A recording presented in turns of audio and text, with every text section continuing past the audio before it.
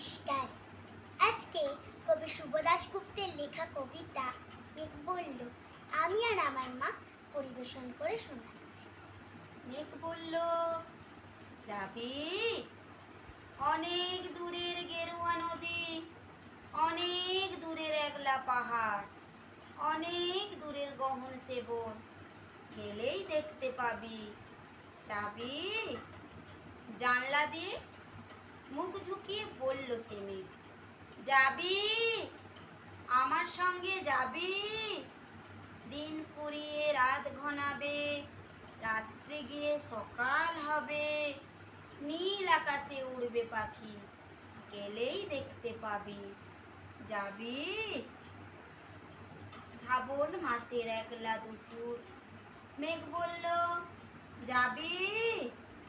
আমার সঙ্গে যাবি? কেমন করে যাব রে মেঘ, কেমন করে যাব? নিয়ম বাঁধা জীবন আমার, নিয়ম ঘেরা এধার ওধার। কেমন করে নিয়ম ভেঙে এই জীবন হারাবো? কেমন করে যাব রে মেঘ, কেমন করে যাব? মেঘ বলল, দূরের মাঠে বৃষ্টি হয়ে ঝরবো, সবুজ পাতায় পাতায় ভালোবাসা হয়ে ঝরবো, শান্ত নদীর বুকে আনবো জলোচ্ছ্বাসের প্রেম, ইচ্ছে মতন বৃষ্টি হয়ে ঝরবো, ভাঙবো ভেঙে পড়বো। এই মেয়ে, তুই যাবি? আমার সঙ্গে যাবি? যাব না মেঘ, পারবো না রে যেতে।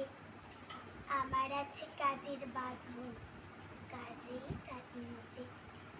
কেবল যখন ঘুমিয়ে পড়ি তখন আমি যাই, সীমার বাঁধন ডিঙ্গিয়ে দৌড়ে এক ছুটে পালাই।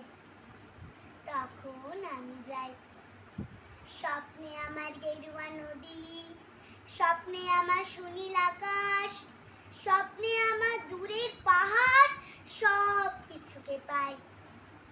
জাগরণের এই যে আমি কৃতদাসের মতন, জাগরণের এই যে আমি এবং আমার জীবন, কাজ অকাজে সুতোইব না মুখোশ ঘেরা জীবন।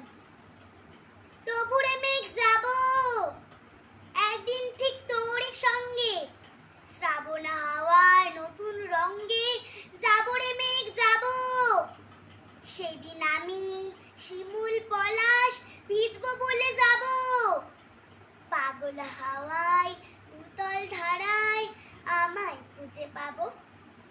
যাব রে মেঘ যাব, যাব রে মেঘ যাব, যাব রে মেঘ যাব, যাব রে মেঘ যাব। নমস্কার।